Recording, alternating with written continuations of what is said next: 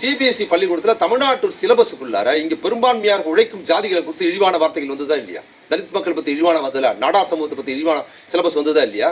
யார் எடுத்து? அப்ப இங்க இருக்கிற சிபிஎஸ்இ சமூகத்துல நாடா சமுதாயத்தை சேர்ந்த குழந்தை சிபிஎஸ்இல படிக்கணும்னா தன்னை இழிவா கருதி அது படிக்கணும். ஒரு தலித் குழந்தை போய் படிக்குது அப்படின்னு சொன்னா, ஒரு இஸ்லாமிய குழந்தை படிக்குதுன்னு சொன்னா, தனக்கு எதிரான கல்வி அது படிக்கணுங்கிற சூழல் எவ்வளவு மோசடியானது. நீங்க ஒன்றும் பெருசா இல்ல, ஒன்றிய அரசு கட்டுப்பாட்டில் இருக்கிற கல்வி நிறுவனங்கள்லயும் கல்வி சிலபஸ்லயும் என்ன இருக்குங்க? இப்ப அதுதானே இருக்குது.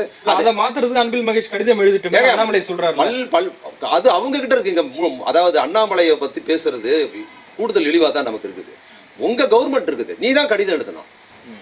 ஒன்றிய அதாவது மாநில அரசு கல்வி ஸ்டேட் சிலபஸுக்குள்ளார இப்படி ஒரு ப்ராசஸ் இருந்ததுன்னா அதுக்கு பொறுப்பு அமைச்சர் அன்பில் மகேஷ். உனக்கு மூளை இருக்குதா இல்லையா? உனக்கு உன் கவர்மெண்ட், உன் பிரதமர், ஒன்றிய கல்வி அமைச்சர், உன்னோட கவர்மெண்ட், நீ கல்வி எழுது. எங்க ஊர்ல இது வரக்கூடாது, நீ தானே எழுதணும். நாங்க ஃபைட் பண்ணிக்கிட்டு இருக்கிறோம். கல்வின்னு எழுதுறது சட்டையை பிடிச்சி நாங்க கேட்கிறோம். என்ன பேர் கடிதம் எழுதுறது? இன்றைக்கெல்லாம் அன்பில் மகேஷ் இந்த பிரச்சனையில வந்து ரொம்ப தீவிரமா, ரொம்ப போர்க்குளமா, இந்த அளவுக்கு அவர் பேசி நான் பார்க்கல. அவ்வளவு கோபமாலாம் பேசுறாரு. ஆர்ப்பாட்டத்தெல்லாம் பிரமாதமா பேசினாரு.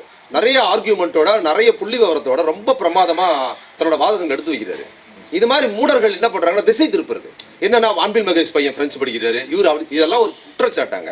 யார் பிரெஞ்சு படிக்க கூடாது யாராவது சொல்லியிருக்கா? உன் பையனை நீ படிக்க வை. இப்ப அன்பில் மகேஷ் யார் பசங்களும் பிரெஞ்சு படிக்க கூடாதுன்னு சொன்னாரா? இல்ல ஹிந்தி படிக்க கூடாதுன்னு சொன்னாரா? ஹிந்தி விருப்பமா படிச்சுட்டு போச்சு. என் முதுகுல ஒட்டாத